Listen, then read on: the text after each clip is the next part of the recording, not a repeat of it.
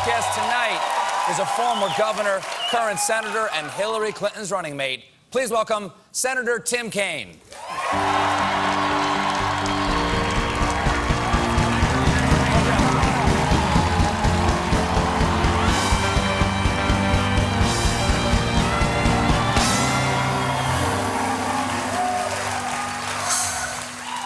Welcome to the show. Have you been on a talk show like this before? I never have, never dreamed I would. Well, you'll be doing a lot more of this probably over the next few months. I don't know, we'll see how tonight goes. Yeah, we will, okay.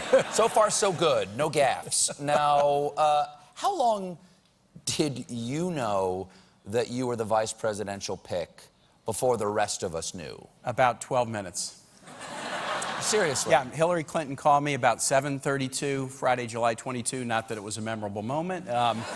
And we talked, and the last thing I said to her, she said, well, you're about to get kidnapped, and I got a team about a mile away to get you. I said, how much time do I have before the press knows? Because I want to go tell my wife in person rather than call her if I can. She said, I think you got 15 minutes. So I had to race, told my wife, called our kids, called our parents. How did she take it? You know,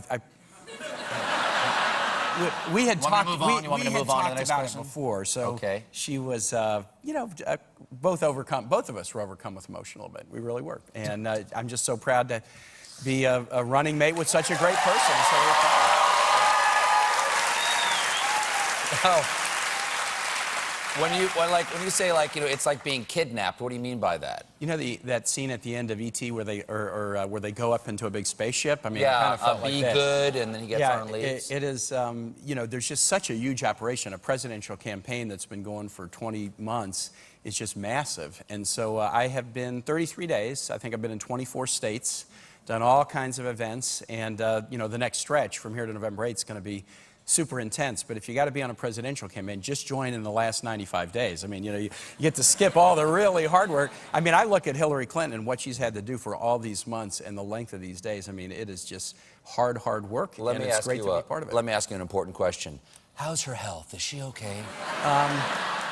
Can she sit up under her own power at this point? I think she could beat me in the New York Marathon if we entered, but we may not do that because there's a campaign to run. So now, before you accepted the position, did you ask for any conditions? Like, famously, Joe Biden said, "I want lunch with the president every week." Did you ask for anything? You know, it's funny when Hillary asked me, I started to say yes, and she said, I want to tell you why first. She didn't let me, you know, answer. And what we ended up talking about was, she said, look, you know, the test of what we do isn't the bill signing, it's does it make a school better for kids, and does it make a neighborhood better for people, or a job, workplace better for workers?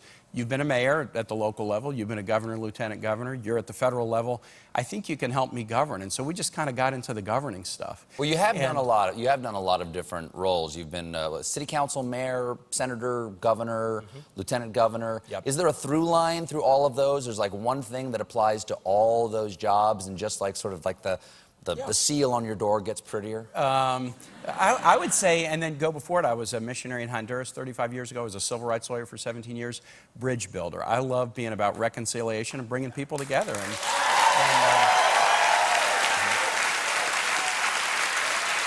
So you were a Jesuit missionary. Yes. Okay, Jesuit missionary. Yep. Do you have a favorite part of the Bible, favorite quote from the New Testament?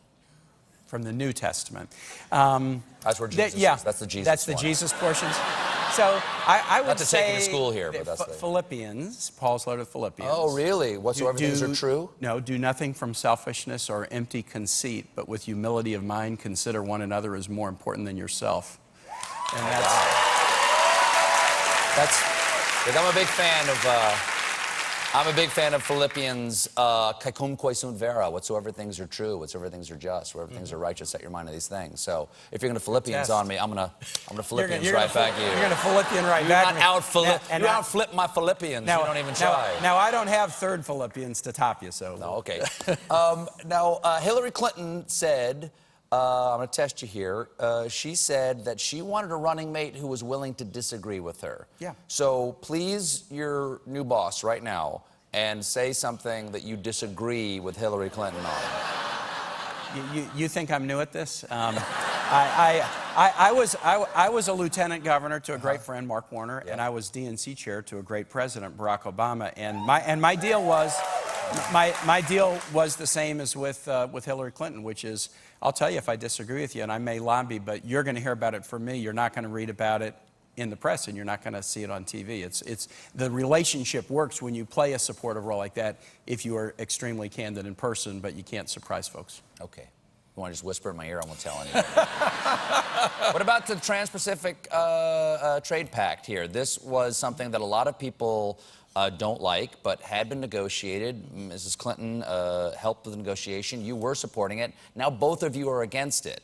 Why were you for it, and why are you against it now? What I was for was the president having the tools to negotiate the best deal possible. So I voted for something called the TPA, Fast Track Authority. Let the president negotiate the best deal. And he did, in his opinion. And he did. And the deal is on the table, and I got a real problem with it because I don't think the portions I really like, labor standards, environmental standards, I don't think they can be enforced under this deal, and that's why I'm opposing it. And Hillary Clinton and I have the same attitude, which is, look, trade's a reality.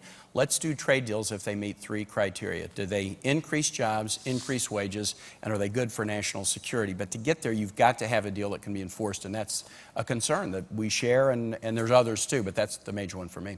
Now, are you familiar with your role as America's stepdad?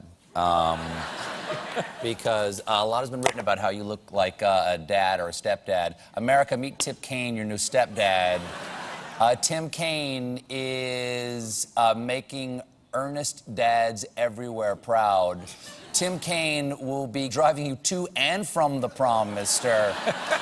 And Tim Kane is that soccer dad who can sing along to any rap song but hums the cuss words.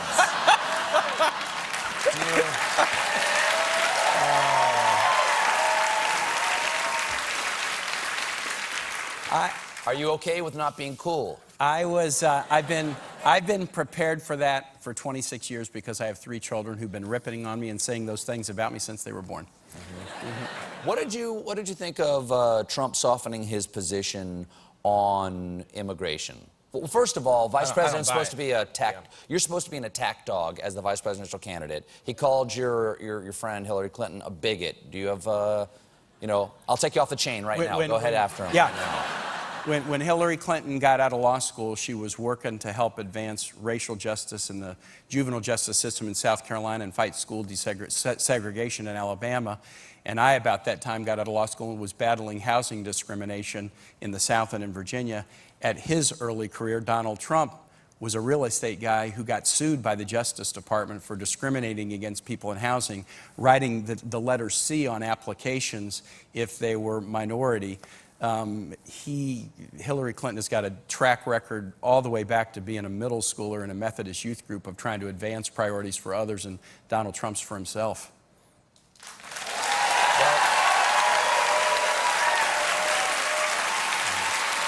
Well, we got to take a break. Can you stick around? Yeah. Oh, yeah. We'll be right back with more Senator Tim Kane.